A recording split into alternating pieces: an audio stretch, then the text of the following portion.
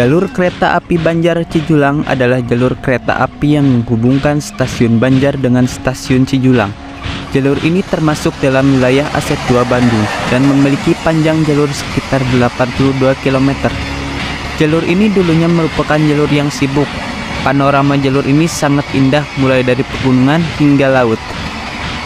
Jalur kereta api ini mempunyai banyak jembatan dan 4 terowongan, yakni terowongan Batu Lawang dengan panjang 281,5 meter, terowongan Hendrik dengan panjang 105 meter, terowongan Juliana dengan panjang 147,70 meter, dan terowongan Sumber atau Wilhelmina dengan panjang 1116,10 meter.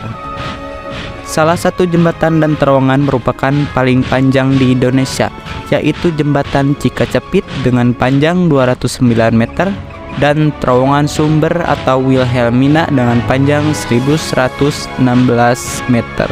Pada awalnya, beberapa pengusaha swasta mengajukan pembangunan jalur kereta api di daerah Banjar Cijulang, seperti Stroben pada tahun 1898, Nalenstay pada tahun 1898, Ukhot pada tahun 1904, dan Lawik Van Bees pada tahun 1904. Namun, pada akhirnya pembangunan jalur kereta api Banjar Cijulang dilaksanakan oleh perusahaan kereta api negara, yaitu Stad-Spoorwegen atau SS, melalui Staatsbelend tahun 1911 dengan nomor 457.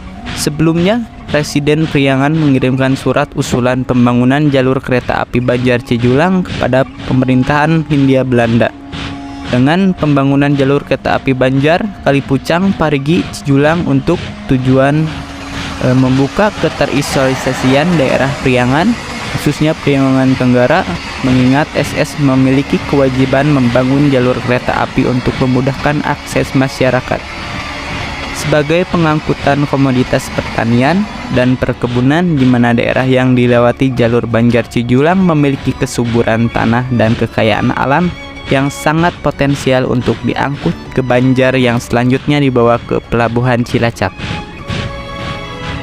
Sebagai salah satu jalur penunjang militer Hindia Belanda, jalur kereta api Batavia Bandung Cilacap memiliki nilai strategis bagi pertahanan Hindia Belanda di Pulau Jawa, mengingat penetapan Cimahi sebagai lokasi garnisun militer Belanda pada tahun 1896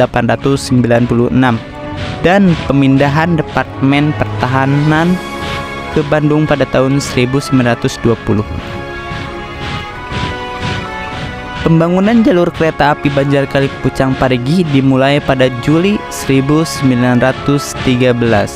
Sebetulnya tahun 1909 telah dilaksanakan pengukuran pada jalur tersebut. Namun pembangunan jalur ini dibagi menjadi 2 bagian, yaitu bagian 1 Banjar Kalipucang dan bagian 2 Kalipucang Parigi dengan total keseluruhan sepanjang 82,5 km yang dipimpin oleh Insinyur J.K. Lagerwey. Wilayah Banjar Kalipucang merupakan daerah dataran, sedangkan Kalipucang dan Parigi merupakan daerah pegunungan. Jalur Banjar Kalipucang rampung pada tanggal 15 Desember 1916 dan dapat dibuka untuk eksploitasi umum. Pada awal pengoperasian jalur Banjar Cijulang tersedia 2 kali aktivitas pengangkutan kereta api. Tahun 1918 pembangunan pada bagian 2 dapat diselesaikan. Dalam rencana semula, Parigi merupakan titik akhir pembangunan, namun daerah Parigi kurang cocok sebagai akhir pemberhentian.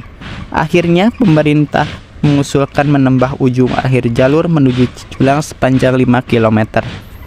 Cijulang dianggap strategis karena memiliki lembah unik yang dapat meneruskan lajur sampai ke Tasikmalaya.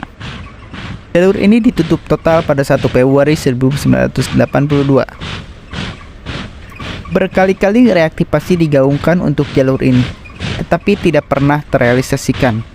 Namun pada tahun 2018, Gubernur Jawa Barat Ridwan Kamil menggaungkan realisasi pengaktifan kembali jalur tersebut bersama jalur-jalur KA mati di Jawa Barat. Semoga jalur kereta api Banjar Pangandaran bisa aktif kembali dan bisa dirasakan keindahan alamnya oleh kita semua sebagai warga Indonesia. Cukup sekian mungkin video dari sejarah kereta api Banjar Pangandaran. Jangan lupa like dan subscribe.